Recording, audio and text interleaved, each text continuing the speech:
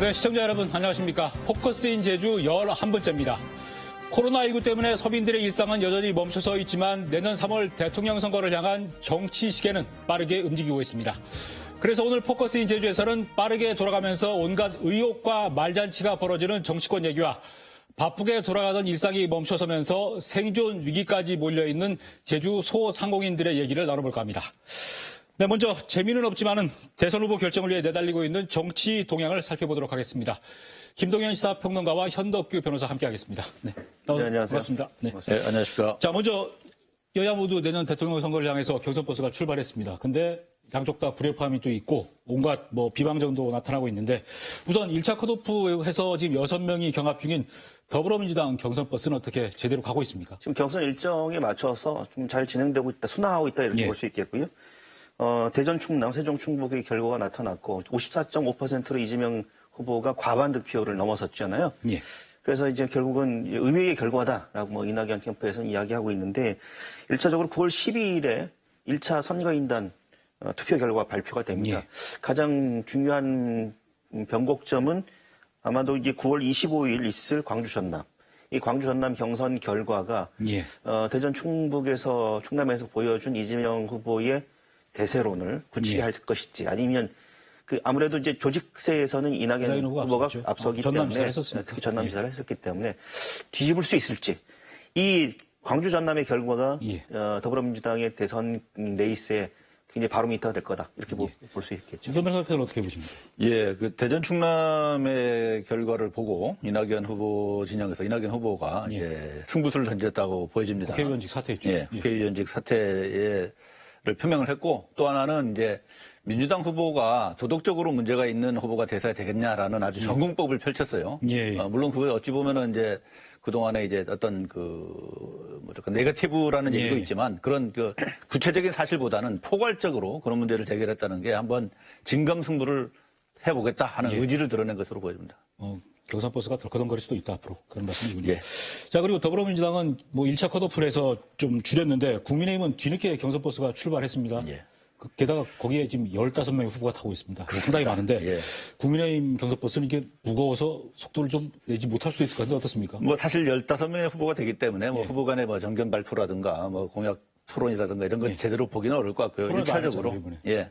1차적으로 한번 걸러져야 될 걸로 봅니다. 그런데 지금 사실 이제 경선 ル관련해서 아직도 이제 정리가 안 된 부분이 있죠. 역선택 방지 조항 이 부분들이 있는데 1차적으로 어쨌든 9월 15일 이제 곧 다음 주인데요. 8명으로 이제 추리게 됩니다. 이제 그래서 8명이 되면 그다음부터는 좀 더 매끄러운 진행, 어떤 정책 대결 이런 것들이 나오지 않을까 기대를 해봅니다. 네. 어떻게 보십니까? 국민의힘 일단 경선 버스 승객이 많다고 버스가 출발 못하면 버스를 낡은 거죠. 바꿔야 될 텐데 일단은 15명이니까 1차 컷오프가 있게요. 일단 8명에서 4명으로 줄이는 과정일 텐데 아마 그런 1차 컷오프 과정에서 많은 부분들이 좀 걸러질 것이다라고 볼 텐데 다만 이제 이 과정에서 경선 룰을 가지고 한동안 이제 실강이를 벌였는데 일단은 이제 국민의힘도 마찬가지입니다. 더불어민주당도 마찬가지지만 국민의힘도 당내 경선에서 승리하는 사람이 대통령이 될 가능성이 높다라고 판단하고 있기 때문에 더불어민주당도 마찬가지지만 당내 경쟁이 굉장히 심해질 것이다. 지금 더불어민주당에서 네거티브 공세가 심하다라고 하는데 제가 볼 때는 국민의힘도 만만치 않을 것 같아요. 당내 예. 이제 격전이 벌어질 거다 보신 거군요.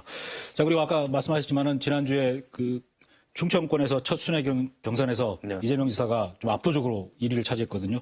일단 국민 여론조사의 민심에서는 이재명 지사가 앞서지만 당원 투표인 당심에서는 그래도 이낙연 전 총리가 좀 앞서지 않겠나 예상했는데 그것도 예상도 깨졌고요. 네. 그렇다면 대세론이 이재명 지사 대세론이 굳혀진다고 봐야 되는 건가요? 그러니까 이낙연 캠프의 반응을 봐야 돼요. 이낙연 캠프가 이 결과가 나온 이후에 굉장히 충격적이다, 경악이었다.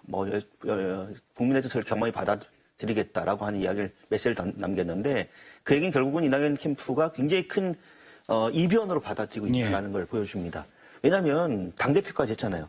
그러니까 이재명 지사는 후보는 기본적으로 지방에서 정치 활동을 했던 분이고 이낙연 후보는 총리까지 했고 그러니까 전국적인 중앙 정치 무대에서 입지를 굳힌 인물이 있는데 아무래도 조직력은 이재명 후보보다 훨씬 좋겠죠. 근데 조직력 면에서도 고절면치 못했다? 그러면 이제 뭔가 이 캠프에서는 그 지지율이 하락하는 이유에 대해서 좀 뭔가 특별한 대책 마련이 좀 필요해 보인다. 만약에 그게 대책이 마련이 되지 않으면 글쎄 광주 전남 가면 이재명 대세론이 정말 힘을 받지 않을까라는 생각이 듭니다. 광주 전담에서 어느 정도 격차가 나느냐 네네. 이게 달린 거군요. 이재명 지사 대세론에 대해서는 어떻게 보십니까, 현 변호사께서? 사실은 이제 이재명 지사의 대서로는 지금 이제 결과 수치로 보여지는 예. 것이고, 이제 그에 대한 저도 똑같은 생각인데, 예. 비슷한 생각인데, 이낙연 후보 캠프의 대응이 문제라고 생각합니다. 예. 근데 이제 이낙연 후보 캠프의 대응이 좀 방향을 잡은 것 같아요. 그러니까 결국은 지금의 경선이라는 거는 내부의 그 한정된 숫자를 갖고 하는 거니까 이거를 그대로 확장시켜서 본선으로 보지 말자. 본선의 경쟁력이 누가 갖고 있느냐 이런 거를 이제 전공법으로 때려야 되는데 거기서 나온 것 하나의 이제 어떤 테마랄까 예. 주제가 도덕, 후보의 도덕적 자질론 예. 이걸 이제 정면으로 걸고 나왔거든요. 그리고 본인의 어떤 배수진을 친다는 의지로서 의원직 사퇴. 그래서 이제 어찌 보면 호남표의 결집 그리고 본선 경쟁력으로서의 이재명 후보의 어떤 그 외연 확장의 그 제한성 이거를 정면으로 지적하고 받아치는 그런 전략으로 나가고 있는 걸로 보입니다. 예. 10월 1일 제주 경선 투표 있는데 이재명 지사가 1위를 할 거로 보십니까? 어떻게 보세요? 지금 예. 뭐 현재로서는 제주도에서는 이제 대세를 추송하는 경향이 있지 않을까 그렇게 드러나지 않을까 생각합니다. 왜 어떻게 보십니까? 저는 1위 할 것 같아요, 무난히. 예, 알겠습니다. 결과 지켜보겠고요. 자, 이제 이번 주가요, 경북하고 강원 투표에 이어서 다음 주 호남권 경선 일정이 있는데 이낙연 후보가 일단 국회의원직 사퇴하면서 초강수를 뒀는데 앞으로 민주당 대선, 이 경선 구도에 좀 변화가 있을 가능성이 좀 있다고 보시는가요? 글쎄 이제 이렇게 지지율이 굉장히 격차가 벌어지고 예. 있는 이유에 대해서 이낙연 캠프가 일종의 대응이겠죠. 뭐 일종의 배수진일 텐데. 근데 이제 그 이후에 나온 반응들을 보면 지금 이제 왜 지지율이 이렇게 빠졌는지 결국 이제 네거티브에 대한 어떤 혐오, 정치 혐오가 굉장히 불신이 작용했다라고 볼 수 있을 텐데 아까 현 변호사님이 뭐 도덕성 검증 얘기했지만 도덕성 검증이란 말과 네거티브라고 하는 말의 차이는 종이 한 장 차이거든요. 결국 이제 이낙연 후보 측의 입장에서는 이재명 후보에 대한 도덕성 검증이라는 명목하에 미명하에 네거티브 공세를 강화할 가능성이 높습니다. 근데 그게 권리당원이나 일반 국민 여론조사에서 어느 정도의 효과를 예, 거둘 수 있을지 먹히느냐? 그건 굉장히 미지수다 이렇게 볼 수 있겠죠. 예. 자, 국민의힘 경선에서는 윤석열 전 검찰총장이 계속 앞서왔지만 최근에 홍준표 후보 지지율이 아주 급상승을 하고 있습니다. 그래서 무야홍, 무조건 야권 후보는 홍준표다. 이런 젊은 층들의 얘기가 가능한 상황이 돼가고 있습니다. 홍준표 후보의 지지율 상승 이유를 뭐라고 보시는지요? 두 가지가 겹쳐지고 있는 것이 아닌가 하는 생각이 들어요. 두 가지 예. 내지 세 가지 정도. 하나는 일단은 윤석열 후보의 지지율의 정체 내지 감소가 가장 결정적인 부분이 있고요. 그러니까 결국 지지율이 빠진 만큼 그 지지율이 다른 후보한테 안 가고 홍준표 후보한테 몰려가는 현상이 하나 발생하고요. 그다음 이제 20, 30대 부분에서의 어떤 상당히 높은 지지율이 이제 그걸 견인해 나가는 또 하나의 그 동력 역할을 하고 있고 그리고 약간은 어떤 그 소위 말하는 역선택의 어떤 그런 부분도 없지 않아 있지 않은 거 아닌가 하는 건데 어느 정도 영향을 미친다고 볼 수는 없겠죠. 실제로 우리가 수치로 파악할 수는 없는 부분이고요. 예. 예. 어떻게 보십니까? 홍준표 후보의 지지율이 높아지는 이유는 뭐 윤석열 후보 때문이죠. 그러니까 예. 윤석열 후보가 일일 일실현. 그러니까 하루에 지날 때마다 굉장히 많은 정치적인 어떤 오판들, 예. 실수들을 계속해서 반복하고 있지 않습니까? 그래서 언론에 노출될 때마다 일명 이런 거잖아요. 윤석열이라는 전 검찰총장이 강력한 야권의 대선 주자가 될 수 있었던 이유에는 정권을 교체해야 된다라고 하는 이 보수 유권자들의 바람이었거든요. 그래서 그게 윤석열을 선택했습니다.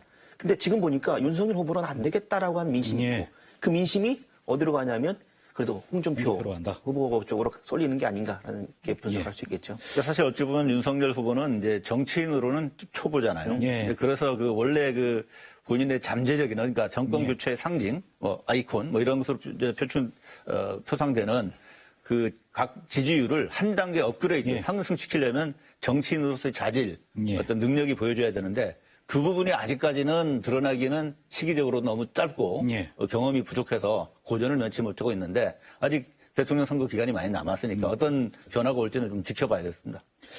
자, 그리고 지난주에 홍준표 후보가 이 자리에서 추석 즈음 돼가지고 국민의힘 대선 주자 1위로 역전을 하게 될 것이다 예측했는데 일부 여론조사에는 이미 홍준표 후보가 앞선 거로 나오고 있습니다. 그런데 지금 그 윤석열 전 검찰총장이 재직 당시에 야당으로 하여금 범여권 인사들을 고발하도록 사주했다 이런 의혹이 불거지고 있고 여러 가지 의혹들이 나오고 있는데 이런 상황에서 어떤 경선 구도가 좀 더 크게 변할 가능성은 없습니까?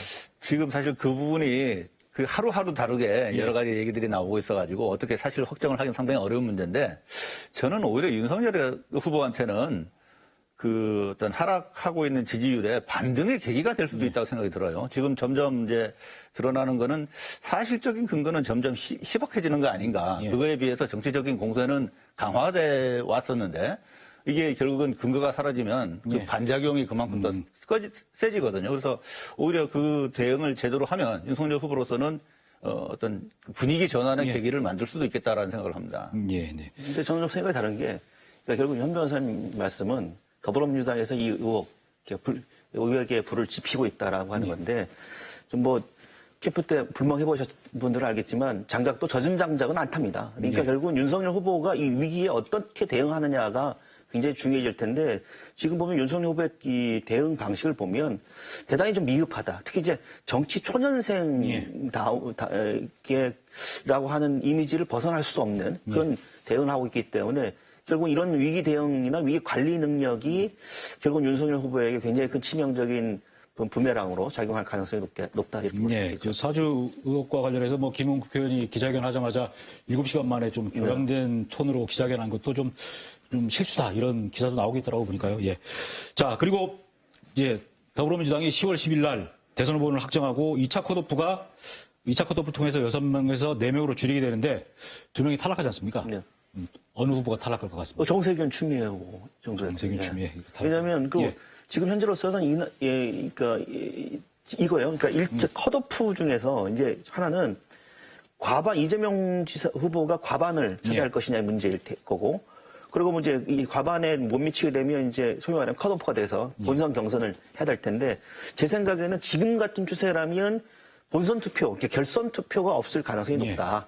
그리고 만약에 결선 투표가 발생한다면 결선 투표의 당사자는 이재명, 이낙연 구도가 될 가능성이 높다. 이렇게 볼 수 있겠죠. 예. 두 후보가 좀 섭섭해하겠습니다.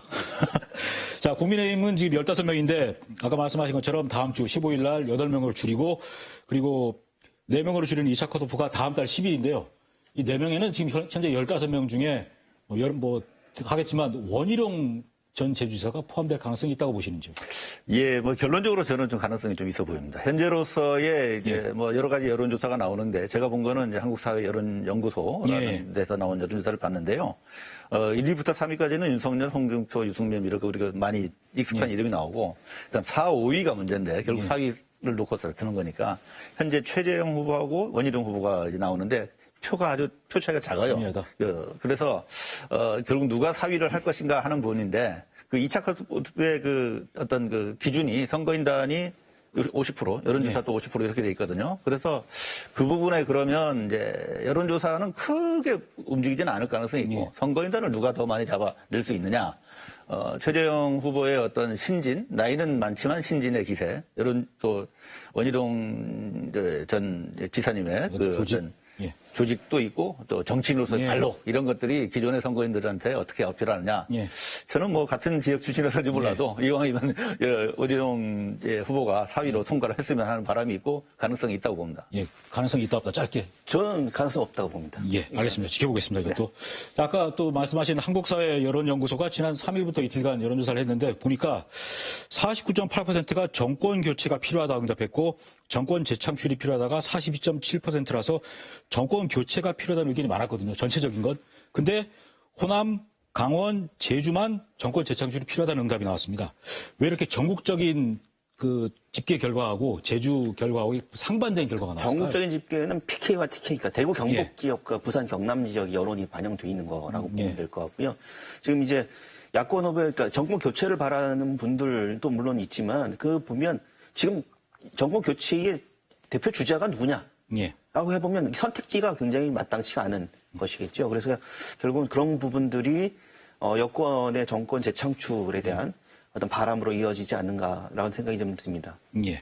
어떻게 보십니까? 뭐 호남은 뭐 당연한 결과로 보여지고요. 강원도 사실은 이제 지금 뭐 이제 그 전 지사가 또 대선 후보 도전하고 있었던 과정이고 약간 비슷한 그 흐름을 타고 갔는데 제주의 경우에는 어찌 보면은 저는 이제 더불어민주당 지지층의 결집력을 드러낸 것이 아닌가. 예. 그러니까 상대적으로 이게 보면은 우리 지역구에 3명의 의원이 전부 이제 더불어민주당 의원이시죠. 그리고 예. 도의회 의원도 압도적으로 다수고요. 그래서 그 분들의 영향력에 있는 조직들이 여론조사 내는데 적극적으로 참여를 하고 하는 결과가 나타난 것이 아닌가 싶은데 현재 또 상대적으로 국민의힘은 도당위원장도 공석이에요. 예. 그래서 사실상 당이 기능 부전 상태입니다. 예. 그래서 어떤 대선에 대해서는 아직까지는 분위기를 전혀 살리지 못하고 있다. 그래서 여론조사에서도 전국지 추세하고는 약간 다른 결과가 나오고 있는 거 아닌가. 그래서 그 대선 후보가 확정되기 전까지는 여전히 제주도의 분위기는 비슷하게 흘러갈 것 같습니다. 예. 내년 3월 대선 결과를 감히 미리 좀 예측해 볼 때 정권교체, 재창출 어느 쪽이라고 보십니까? 저는 이제 기본적으로는 정권 교체의 의지, 그 밑바탕이 깔려 있다고 봐요. 예. 다만 이제 선거라는 건 또 미래를 봐야 되기 때문에 단순히 정권 교체의 테마만 가지고 이기기는 쉽지가 않습니다. 그러면 후보가 미래에 대한 어떤 비전을 제시할 수 있어야 돼요. 특히나 이제 대통령제 선거라는 건 의원의 형태하고 달라서 하나의 강력한 리더십을 갖고서 이제 사회 변화를 이끌어낼 수 있기 때문에 그런 대통령이 되고자 하는 후보가 미래 비전을 어떻게 제시할 수 있느냐. 그런 부분이 상당히 중요한데. 비전을 제시하는 후보가 그 대선 주자가 되면 교체가 될 것이다. 그렇죠. 그러니까 이제 야당의 후보도 정권 교체 의지 플러스 미래에 대한 비전 제시가 되면 뭐 무난한 선거가 될 수 있는데 그것이 이제 어떻게 되는지 알겠습니다. 예. 뭐 어떻게 보십니까? 저는 이제 18대 대통령 선거에 재판이 될 가능성이 높다 생각이 됩니다. 그러니까 18대 대통령 선거에 새누리당 박근혜 후보하고 민주통합당 문재인 후보의 득표율 격차가 51.5에 48.02. 예. 그러니까 굉장히 근소한 차이였거든요. 결국 이제 지금 이번 대선도 1대1 구도하에서 이렇게 근소한 격차로 차이가 벌어질 수 있다. 그렇기 때문에 물론 뭐 누가 정권 교체가 될 것이냐 아니면 정권이 재창출될 것이냐라고 예측하기는 상당히 어렵다. 예. 예. 알겠습니다.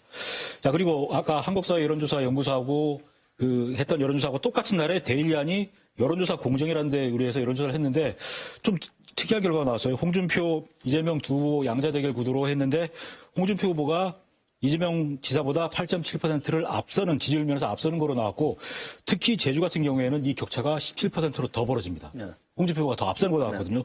앞서 정권 재창출이 필요하다는 여론조사 결과가 있는데 또 다른 여론조사에서는 야당의 홍준표 후보의 지지율이 높게 나왔다. 이거는 왜 이렇게 여론조사의 차이가 있는 건지 실제 제주 민심이 어떤 거라고 보십니까? 그러니까 사실은 이제 여론조사가 과학이라고는 하지만 예. 그게 구체적인 방법 그리고 모집단의 어떤 취사 선택의 문제 이런 데서 예. 결과가 많이 달라질 수가 있습니다. 그래서 하나의 이거는 참고치. 예. 그래서 결국은 홍준표 후보도 충분히 가능성이 있다라는 정도의 참고치로 봐야지 그것이 어떤 절대적인 어떤 현재의 흐름을 보여준다라고 그렇게 속단하기는 어려운 것 같습니다. 아직 그 제주의 표심이 굳혀지지 않다 이렇게 보시는 거죠. 어떻게 보십니까? 저는 이게 윤석열 대선론은 이미 흔들렸다라고 예. 봅니다. 그래서 결국 이제 국민의힘 대선 이 구도가 굉장히 크게 한번 요동칠 것이다. 예. 그 요동의 그 경선 판도의 변화의 주인공은 윤석열 후보가 아니라 예. 홍준표 후보가 될 가능성이 높다 이렇게 볼 수 있겠죠. 예. 앞서 언급했던 두 건의 여론조사 결과는 중앙선거 여론조사 12위원회 홈페이지를 보시면 자세한 내용이 나와 있으니까 참고하시기 바랍니다. 자, 제주에서 이 대선을 놓고 볼 때 원희룡 전 지사의 성적표가 어떻게 될지 사실 관심이 안 갈 수가 없는 상황이거든요. 현재 지지율이 상당히 떨어져 있는데 11월 5일 국민의힘 대선 주자가 결정이 됩니다. 남은 기간 원 지사의 바람이 좀 일어날 거라고 보시는지요? 바람 일으키기 쉽지 않을까요? 지금 상황에서 어떤 식으로 예. 바람을 일으킬 수 있을까요? 그러니까 원희룡 지사가 얘기하는 이재명 후보가 얘기하는 기본소득과 같은 본인만의 정책이 있는 것도 아니고 그리고 인지도 면에서도 그렇게 높지 예. 않습니다. 그렇기 때문에 지금 현재로서 할 수 있는 그 경우의 선택지가 많지가 않아요. 그래서 지금 현재로서는 아쉽지만 어떤 특별하게 어떤 돌풍, 또 바람 일으키기가 상당히 어려운 예. 정치적인 구도다 이렇게 볼 수 있겠죠. 사위에 들어간다고 보시고 그다음에 바람을 어떻게 일으킬 거라고 보시고 지금 이제 윤석열 후보하고 홍준표 후보의 각축전이 아주 치열해지고 있지 예. 않습니까? 그러니까 상대적으로 원희룡 후보의 존재감은 거기에 쫓아가기에는 이제 역부족이겠죠. 4명에 들어간다 그래도. 그래서 결국 최종적으로는 최종 후보가 될 가능성은 상당히 낮다라서 현재로서는 볼 수밖에 없고 다만 이제 누가 최종 대선 후보가 되느냐에 따라서 그 원지사의 원희룡 후보의 역할론이 또 대두될 수가 있다고 봅니다. 사실 상대적으로 보면 홍준표 후보보다는 윤석열 후보가 되는 것이 예. 원희룡 후보 입장에서는 유리하게 자기 어떤 그 포지션을 차지할 수 있는 계기가 될 수 있겠죠. 예. 그리고 뭐 그래도 원희룡 지사가 나름대로는 좀 어떤 차별화된 선거 전략을 하고 있는데 특히 SNS를 활용한 홍보에 상당히 집중을 하고 있더라고요. 또 본인이 직접 출연해서 대하 사극 룡의 이름을 원희룡의 이름을 따서 룡의 이름을 찍었는데 혹시 보셨는지 잠깐 보고 갈까요? 잠깐 네. 보겠습니다.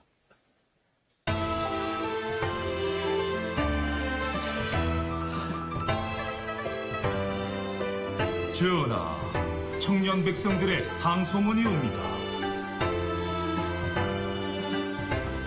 상소문의 내용을 정리하면 이렇사옵니다. 나게 살기 힘드네. 등록금 비싸. 취업은 안 돼. 기술도 돈이 있어 배우지. 누구는 좋은 부모 만나서 허위수 백살치 간다. 신문고 두들겨서 관아에 알렸대네. 신문고 중재법 위반이라고 징벌적 손해배상을 해. 이게 뭐 개같은 경우야? 잠깐. 신문고 중재법? 전하, 아래옵기 황공하오나 연기는 신문고 잘하죠. 중재법은 악행을 저지른 자들의 죄를 숨기고 백성들의 눈과 귀를 막는 법으로 향후 582년 뒤 언론중재법으로 다시 나타나는 악법 중의 악법이옵니다.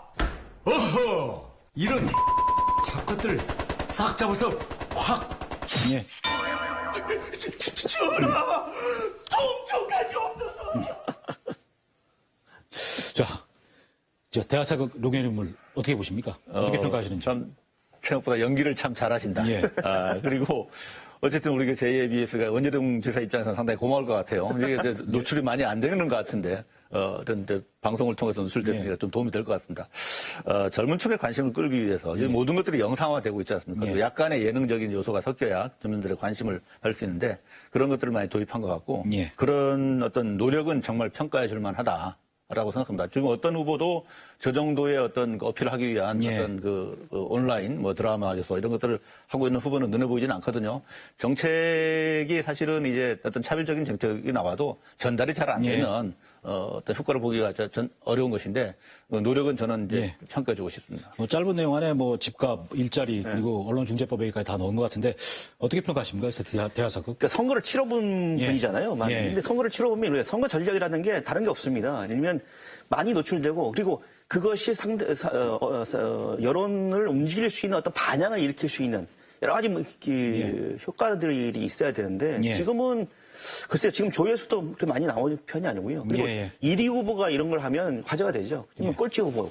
예. 그러니까 이런 대선 주자라고 하는 건 뭐 시간 단위를 초 단위로 계산하면서 움직여야 되는데 글쎄 이런 거 하실 시간에 다른 정책을 개발하거나 다른 이슈를 예. 하시는 게 낫지 않았을까라는 생각이 아니, 들고. 저는 이게 상당히 효과가 있을 거라고 봐요. 사실은 이게 아니고 뭐 현재 이제 원희룡 지사의 지지율을 가지고는 밑바닥에 발로 찐다고 해서 끌어올릴 수 있는 방법이 없거든요. 아이고 이제 이게 당분간은 이제 공중전, 소위 말해서 공중전을 야권 통해서 내에서 아무도 관심을 안 갖잖아요.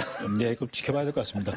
자, 그리고 뭐 아까 현 변호사께서 잠깐 언급을 하셨습니다만은 원희룡 전 지사가 20대 대선, 내년 3월 대선을 목표로 한 게 아니라 어떻게 보면 그 다음 대선, 차차기를 겨냥한 정치 행보를 하고 있다 이런 얘기도 사실 나오고 있거든요. 향후 정치 행보에 대해서 어떻게 보십니까? 대선 주자가 안 됐을 경우에. 뭐 대선 주자 안 되면 저는 이제 내년 대선 결과에 따라 달라질 예. 수는 있겠지만 아마 내년 이후에는 우리 도민들께서 종편에서 원희룡 전 지사를 많이 보실 수 있지 않을까라는 예. 생각이 듭니다. 그러니까 결국은 다음의 정치적인 일정을 감안하기가 상당히 어려운 예. 만약에 대선에서 이제 후보가 되지 않는다면 예. 상당히 어려운 지경에 직면할 수도 있다 이렇게 볼 수 있겠죠. 쉽지 않다. 예, 예. 자, 그리고 더불어민주당 경선 방식이 그 국민 여론조사 50%, 당원 투표 50%로 해서 결정이 되지 않습니까? 대선 주자가. 그러다 보니까 제주에서 지금 당원 모집 경쟁이 아주 상당히 치열하고 뭐 조금 전에 당원 입당 기자회견까지 했습니다만은 그러다 보니까 내년 도지사에 출마하는 후보군들이 경쟁적으로 당원 모집을 하고 있다 이런 얘기가 있어요. 실제 뭐 이런 얘기 좀 들어보셨는지. 예, 많이 들어봤습니다. 뭐 어느 후보가 몇 명이고 어느 예. 후보가 몇 명이고 뭐 1위부터 뭐 순서가 A 후보가 있던데. 24,000명, 네, B 뭐 후보가 14,000명까지 숫자가 있던데 뭐 예. 물론 이제 공당에서 당원 확보, 당원 배가 운동을 하는 것은 뭐 긍정적인 일이라고 봅니다. 다만 이제 그게 치열 경쟁으로 이루어지고 있고 그게 대선이 아니라 내년 지방선거를 염두에 둔다라고 하는 건 글쎄요. 그러니까 이게 결국 더불어민주당 내에서 대선 정치가 아니라 자기 정치의 차원에서 어떤 이 포석을 두고 있다 이렇게 볼 수 있겠죠. 예. 당원 모집 경쟁이 더 치열해지겠죠 앞으로. 앞으로 더 치열해지겠죠. 예. 자, 그리고 국민의힘 이준석 대표가 며칠 전에 제주에 다시 두 번째로 왔다가 제주도당이 지금 현재 공백 상태지 않습니까? 뭐 아무 당직자가 없어서. 그런데 제주도당 정비를 서두르지 않겠다 이렇게 얘기를 했거든요. 이게 일각에서는 원희룡 이사의 측근들로 제주도당을 포진하려고 하니까 이거를 좀 어떻게 흐트러 보려고 원점에서 다시 하는 거다 이런 얘기가 있습니다. 실제 어떻습니까? 사실은 이제 그 제주도당 그 개편 대회가 예. 이제 중단된 거는 사실은 당으로서는 뭐 제주도당의 어떤 그 유권자 수나 이런 것들이 예. 전국적인 의미에서 크지는 않지만 약간은 실책이었다 봐요. 뭔가 이제 에너지를 정비를 해서 모아갈 때 지금 예. 이제 전혀 이제 기능을 못 하고 있으니까. 근데 뭐 현재 상황은 어쩔 수 없는 부분이고요. 현재 그 당협위원장의 공무원은 모두 마쳤습니다. 예. 근데 결과 발표에 대해서도 언제 한다는 그런 일정도 전혀 나오지가 않고 있어요. 그래서 제가 볼 때는 11월 9일이 되면 이제 얼마 남지 않았습니다. 사실 2달 정도밖에 안 남았는데 대선 후보가 선출이 될 거고 그 대선 후보가 선출이 되면 사실 당의 운영이나 조직도 예. 대선 후보 중심으로 개편될 수밖에 없거든요. 그래서 그 과정에서 이제 당협위원장의 임명이나 그리고 또 이제 도당위원장 내지는 그 이제 비당위원장 같은 인선도 예. 그 대선 후보의 운동 조직과 같이 연계가 되면서 예. 같은 어떤 맥락에서 이어지지 않을까 그렇게 예측을 해봅니다. 예. 자, 그리고 보통 대통령 선거를 앞두고 그 제주자치도나 지방자치단체에서 대선 공약을 만들어서 캠프에다 전달하지 않습니까? 근데 지금 현재 제주도는 지사가 없다 보니까 권한대행이 이 역할을 해야 되는데 사실 좀 전화보다 약할 것 같은데 이번 대선에서 어떤 그 공약들을 후보들이 제시할 거로 보시는지요? 일단은 현안 문제에 대한 입장 표명들이 굉장히 중요한 예. 기준이 될 것 같아요. 첫 번째가 제2공항 관련된 이슈라든지 그리고 또 하나는 제주 지역에 있어서의 특별자치도라고 하는 기존에 대해서 특별자치도 갖고 있는 한계라든지 여러 가지 또 개발에 대한 이슈도 한계과 관련된 이슈들이 예. 있었기 때문에 그런 부분들이 좀 크게 부각이 될 것이고 그래서 좀 뭐 대선 주자들이 하는 얘기들이 뭐 동북아 환경 도시, 예. 수도 얘기하던데 이런 환경 관련된 이슈와 개발 관련 이슈들이 결국은 중요한 예. 논란거리가 될 가능성이 높다 이렇게 볼 수 있겠죠. 현분화석 배우는 어떻게 보시는지? 예, 사실 집이 대선 국면에 들어갔기 때문에 그 별 의미는 없을 것 같긴 합니다만 국토부 장관이 공식적으로 제2공항에 대해서 재추진 예. 인사를 천명을 했지 않습니까? 그래서 아무튼 제2공항은 선거 전에서 다시 쟁점으로 최우선 과제로 예. 다시 떠오를 겁니다. 근데 이제 여권 후보 입장에서는 국토부 장관 현재 장관의 현 정부의 입장도 이끌어다 보니까 그거를 철회를 공식적인 공약으로 제시하기는 어려울 걸로 봐요. 마찬가지로 야권 후보 입장에서도 예. 더더욱이나 이제 철회를 공약하기는 어려울 것 같고 그래서 제2공항은 오히려 대선 국면에서 다시 재추진하는 쪽으로 공약들이 나올 가능성이 있습니다. 예. 그리고 또 선거에는 이제 개발 공약이라는 건 후보한테는 좋은 호재거리거든요. 뭘 안 하겠다는 것보다는. 그 다음에 나오는 것들이 이제 항상 나오는 이제 특별자치도 얘기, 예. 국제자치도시 얘기, 환경수도 얘기들이 나올 텐데 이 부분들은 다 추상적인 부분이에요. 그래서 실천력이 없기 때문에 큰 의미는 없을 것 같습니다. 그 다음에 다시 하나 우리가 잠재로 드는 게 제주 해저터널 부분이 이제 과거 이낙연 후보 같은 경우는 전라남도 도지사 예. 하면서 이제 추진했던 부분이 있었는데 그게 이제 이낙연 후보가 만일에 된다면 어떻게 될지 하는 거 한번 지켜볼 만한 일인데 아직은 뭐 거기까지 나가서 전망하기는 좀 어려운 것 같습니다. 뭐 사실 대선 공약이 흔히 봐왔던 공약 이외에서 달라지지 않을 거라는 생각이 좀 드네요. 예. 자, 이제 내년 대선이 3월이고 6월에 지방선거가 치러집니다. 대선 결과가 결국에는 지방선거에 영향을 미칠 수밖에 없는데 누가 대선 주자가 되느냐 양당에서 결국 그게 도지사 후보를 결정하는 그 요인이 되지 않을까 싶은데 어떻게 보십니까? 일단은 국민의힘에서 대권을 잡으면 국민의힘 내부는 굉장히 복잡해지겠죠. 예. 변수가 상당히 심해질 거고요. 다만 이제 더불어민주당에서는 이낙연 후보나 이재명 후보 누가 대통령 후보가 되더라도 지금 현재 거론되고 있는 더불어민주당 인사들 예. 이 범위 안에서의 선택지가 있기 때문에 더불어민주당 내에서의 큰 어떤 그 변수는 없을 거다.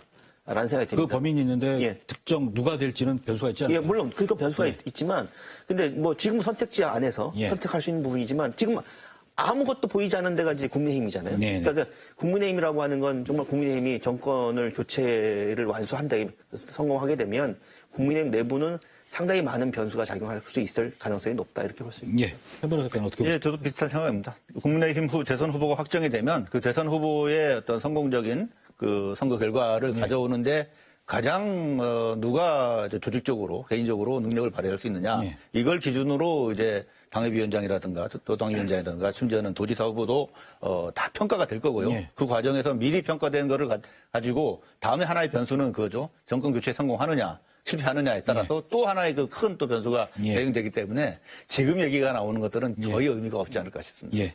추석 연휴를 지나고 나면 뭐 추석 민심도 어느 정도 정리가 되고 그 이후에 어떤 본격적인 선거 판세가 윤곽이 드러나지 않을까 싶은데 뭐 그때 기회 되면 다시 한번 모시겠습니다. 예, 오늘 두 분 감사합니다. 예, 감사합니다. 고맙습니다. 예.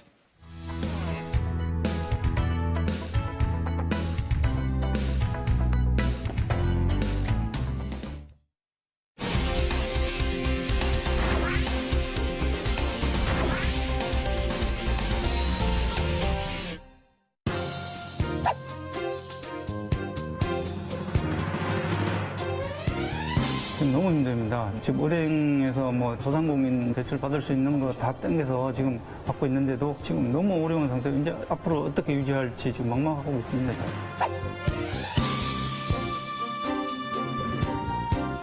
계속 마이너스를 하다 보니까 인건비라든가 임차료라든가 이런 게 부담이 너무 와닿고요. 영업이익으로서 그거를 감당하기는 너무 어렵다고 생각합니다.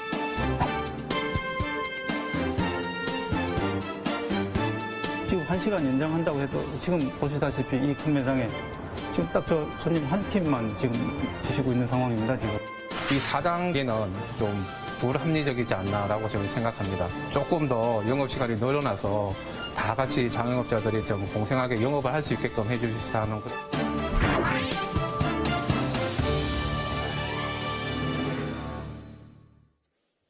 네, 포커스 제주 후반부 이어가겠습니다. 하루 코로나19 확진자가 몇 명인지 방역당국 못지않게 촉각을 곤두세우는 분들이 자영업을 하시는 소상공인들일 겁니다. 코로나19 상황에 맞춰 영업을 단축하거나 일정 기간 문을 닫는 일이 1년 반째 반복되면서 생존 위기까지 내몰려 있기 때문입니다. 거리두기 4단계 상황인 현재 지역 소상공인 상황이 어떤지 박인철 제주도 소상공인연합회장과 함께 짚어보도록 하겠습니다. 네, 나와주셔서 감사합니다. 네, 안녕하세요.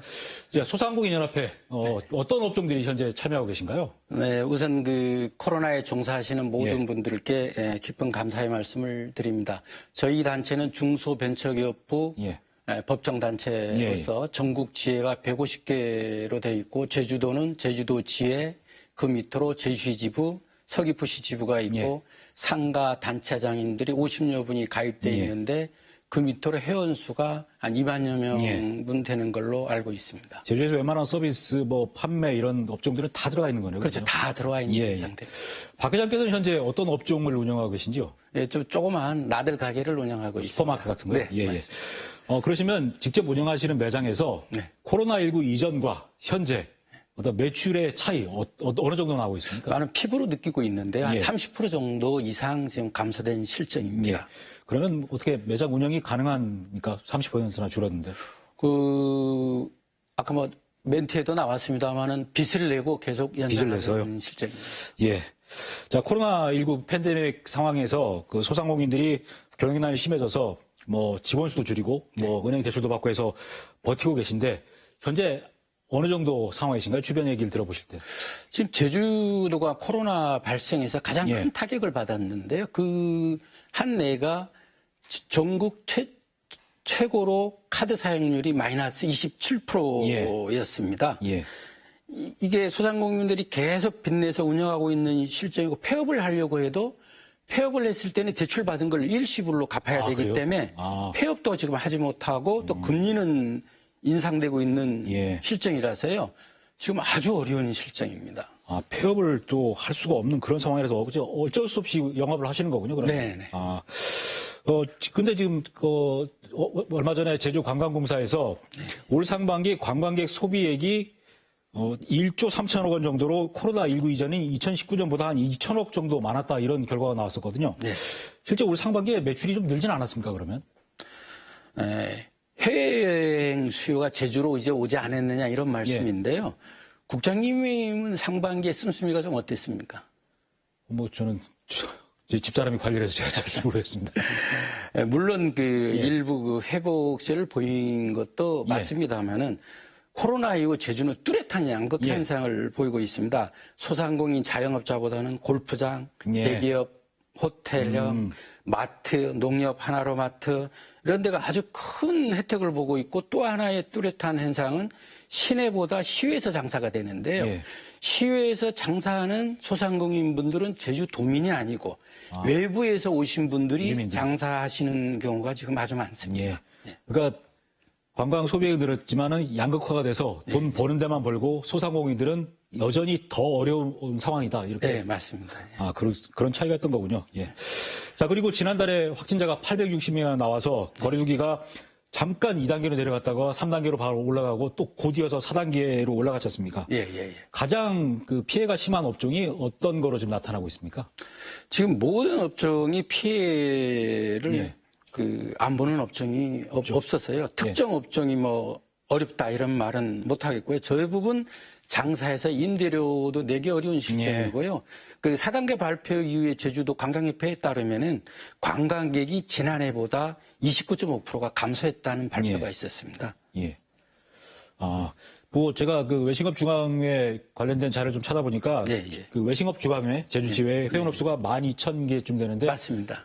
한 7,000개, 7,100개 업체가 점포를 임대해서 쓰더라고요. 맞습니다. 그러니까 70% 이상이 그러니까 예, 7,000개 되는 자영업자들이 임대료를 못 내서 지금 애를 먹고 있는 그런 상황이시겠군요. 예. 자, 그리고 추석 대목에 그나마 기대를 하셨을 텐데 지난 18일부터 거리두기 4단계가 시행된 게 추석 연휴 끝나는 22일까지 연장이 되기로 했습니다. 예.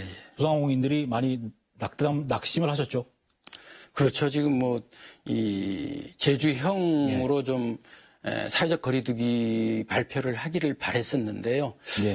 저희들이 이제 얘기한 부분은 제주도민은 6시 전후로든 뭐 그 5인 이상을 해주고 관광객은 2명 이상 동일로 해달라고 말씀을 올렸었는데요.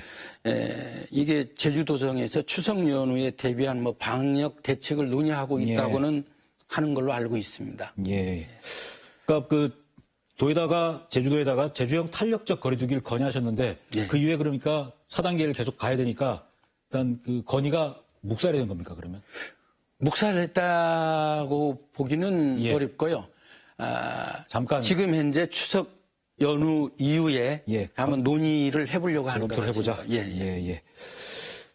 자, 그리고 지난 3일에 그 외식업 중앙회 제주지회에서 제주도청 앞에서 1인 시위를 며칠 동안 하셨는데 더 이상 버틸 수가 없는 상황이다.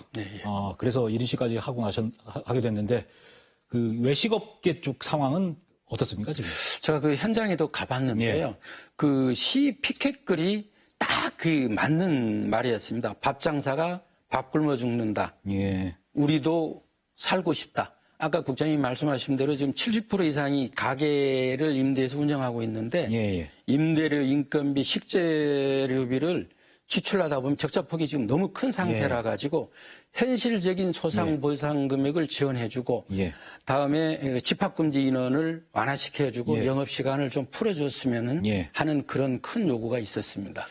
그 방역수칙을 좀 완화한다고 해서 그 백신 접종자 2명을 포함해서 6명까지 모임을 할 수 있게끔 했는데 이게 외식업계 쪽에서는 이거 해봐야 아무 소용이 없다, 별 효과가 없다 이렇게 얘기를 하는데 실제 매출 증가로 나타나지 않고 있습니까?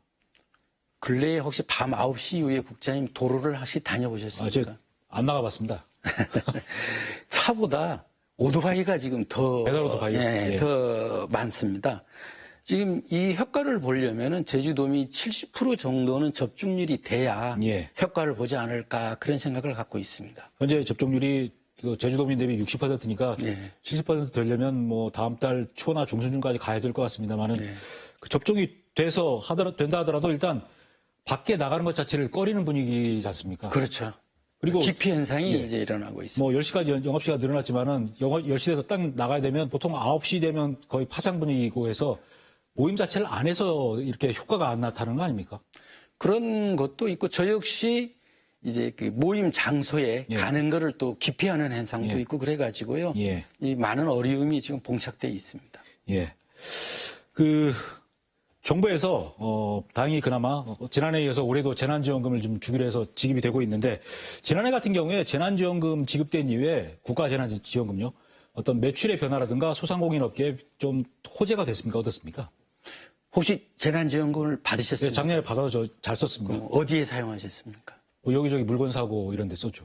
전혀 도움 안 받았다는 얘기는 이제 아까 말씀처럼 거짓말이고요. 예. 아까 같이 이제 뚜렷한 양극화가 현상을 보이면서 예. 그게 이제 주변 소상공인 매장에서 사용을 해주면은 아주 좋은데요. 예. 대형 마트라든지 이런 농협 같은데 하나로마트에 사용이 되고 있습니다. 이제 제주 농협은 이게 농수산물보다 지금 공산품 비중이 50%가 넘었습니다.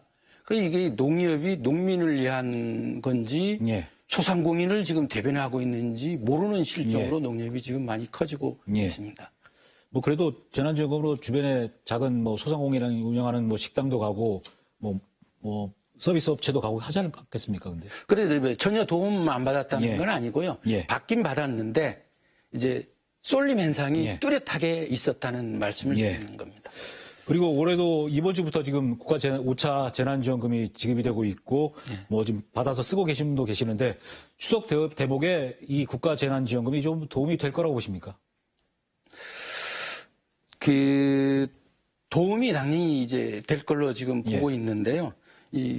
제가 이 자리에서 그 도민분들이 많은 도움을 주실 걸로 지금 믿고 있습니다. 이 도민분들께 이 자리를 빌어서 이제 부탁의 말씀을 드리고 싶은 게 있는데요. 제주도는 지리적 특수성으로 소상공인들이 지금 아주 많은 편입니다. 이 소상공인 그 희망복지자금과 코로나 국민 상생지원금을 제주도의 고유의 그 순우러운 마음으로 너무나 힘든 삶을 살고 있는 그 주변 소상공인 매장에서 사용해 줄 것을 좀 간곡히 부탁 좀 드리고 싶습니다. 뭐 저는 그러겠습니다. 고맙습니다. 예. 자, 그리고 그 소상공인들, 자영업자들에게 국가나 또 제주자치도 차원에서 재난 뭐 여러 가지 지원책들이 많이 나와서 지원이 되지 않습니까? 실제 받은 지원액이 경영하는데 턱없이 부족하다 이런 얘기가 있는데 어떻습니까? 그 제주도가 전국 지자체 중에 그 1, 2차로 가장 많은 90만 원을 이제 준 걸로 알고 있습니다. 그 반면에 이제 소상공인 지원 정책은 아주 미흡했었는데요. 근본에 그 제주도정과 도의에서 아주 큰 일을 좀 해주셨습니다. 그 우선 이 자리를 빌어서 이제 그 구만섭 제주도지사 권한 대행과 다음에 그 소상공인 기업과 제주도 이외 다음에 애결위원회 및 관계자분들께 진짜 감사의 말씀을 드리고 싶은데요. 그 희망회복 기금 지원되는 거 그 말씀하시죠? 그렇죠. 2만 5천 분에 대해서 전국에서 유일하게 50만 원씩 그냥 152억이 됐는데 제주 도비로 전부 나가고 있습니다. 이거는 제주 소상공인 분들도 알아야 되지 않나 하는 측에서 말씀을 올리고 있습니다. 그 91일이 넘어야 지원을 받는데 90일로 제주는 제한돼 있다 보니까 보상을 못 받는 지원을 못 받는 자영업자들이 많았는데 받게 된 거 아니셨습니까? 자, 그리고 앞으로 소상공인들이 이런 그 집단 감염병 발생 때도 피해를 좀 안 입으려면 어떤 좀 지원 대책이 나와야 된다고 보시는지요? 지금 저희 단체에서 도정이나 도의회에 계속 얘기하는 부분이 있는데요. 한 번 실수는 우리가 병가지 상사라는 말이 있는데 근본 계기로 이제 그 다음에는 이런 사항이 일어나더라도 소상공인이나 자영업자들이 피해를 안 볼 수 있도록 최소한의 그 대비책을 마련해 줘야 되는데요. 그 지금 현재는 도정이나 도의회에서 소상공인이나 단체에 고기를 직접 손에 쥐어주는 형태인데 이제는 그러지 말고 낚싯대를 좀 주기를 바라고 있습니다. 그 낚싯대로 해서 스스로 고기도 잡고 터립하면서 자립할 수 있도록 민간 단체의 각종 사업이나 행사, 정책들을 이제 그 넘겨주어야 자립을 하고 또 이런 사항이 다시 오더라도 이겨내지 않는가 하는 것을 갖고 있습니다. 또한 소상공인들도 또 기존 옛날 방식에서 벗어나야 된다고 또 생각하고 있습니다. 네, 알겠습니다. 좀 코로나19 때문에 힘든 상황이지만은 조금 더 자영업자분들께서 버텨주십사. 이 말밖에 제가 드릴 게 없어서 좀 죄송하기도 합니다. 감사합니다. 좀 힘드시지만 잘 버텨주십시오. 네, 오늘 감사합니다. 하겠습니다. 네, 코로나19와 공존하는 위드 코로나라는 말이 여기저기서 나오고 있습니다. 위드 코로나가 무작정 예전 일상으로 돌아가자는 건 아니고 방역 수칙은 지키면서 서서히 일상을 되찾자는 말일 겁니다. 일부러 바깥 나들이를 끊는 게 아니라 착한 착한 소비를 하는 것도 자영업자와 소상공인들을 살리는 위드 코로나의 한 방법이 아닐까 감히 생각을 해봤습니다.